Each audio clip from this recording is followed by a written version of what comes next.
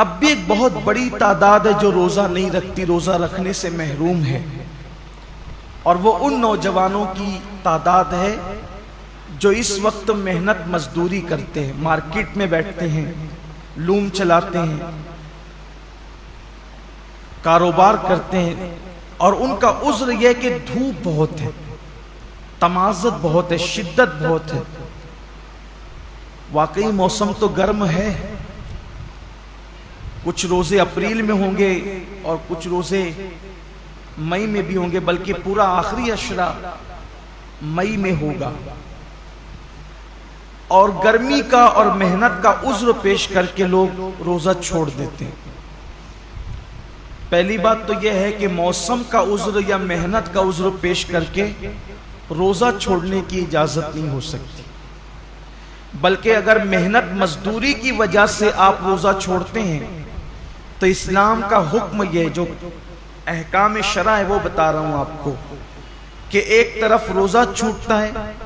کام دھام کی وجہ سے، آپ اپنے اندر طاقت نہیں پاتے کہ محنت بھی کریں اور روزہ بھی رکھیں، تو روزہ نہیں چھوڑ سکتے۔ آپ کو شریعت یہ حکم دیتی ہے کہ آپ اپنی مصروفیات کم کر دیجئے، آپ کام شارٹ کیجئے، لیکن روزہ آپ کو رکھنا ہے، اس لیے کہ رمضان شریف کے ایک روزے کی اہمیت یہ ہے، ایک روزے کی، کہ جان بوجھ کر اگر کسی نے رمضان شریف کا ایک روزہ چھوڑ دیا اور اس کے بدلے میں پھر وہ پوری زندگی روزہ رکھے، تو زندگی بھر کے تمام روزے اس ایک روزے کی فضیلت کو نہیں پہنچ سکتے جو ماہ رمضان شریف میں رکھا گیا ہے۔ ماہ رمضان شریف کے روزے کا بدل زندگی بھر کے روزے نہیں ہو سکتے، جو فضیلت ان دنوں کی ہے۔ یہ موسم ہے روزے کا، اور کچھ لوگ چھوٹی موٹی بیماری کا بہانہ لے کر بھی روزہ چھوڑتے ہیں۔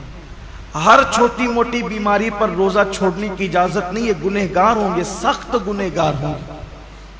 جس نے ایک روزہ رمضان شریف کا چھوڑا پھر اس کو قضا بھی کرنا پڑے گا ایک روزہ، اور توبہ بھی کرنی پڑے گی۔ یہ بھی عوام میں غلط فہمی ہے کہ جو لوگ سوچتے ہیں کہ رمضان شریف کا ایک روزہ چھوڑ دیا جان بوجھ کر تو 60 روزے رکھنے پڑیں گے، ایسا نہیں ہے، ایک ہی روزہ رکھنا ہے۔ یہ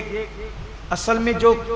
بلا وجہ روزہ توڑ دیتے ہیں رکھ کر، 60 روزے ان کے لیے کفارے میں،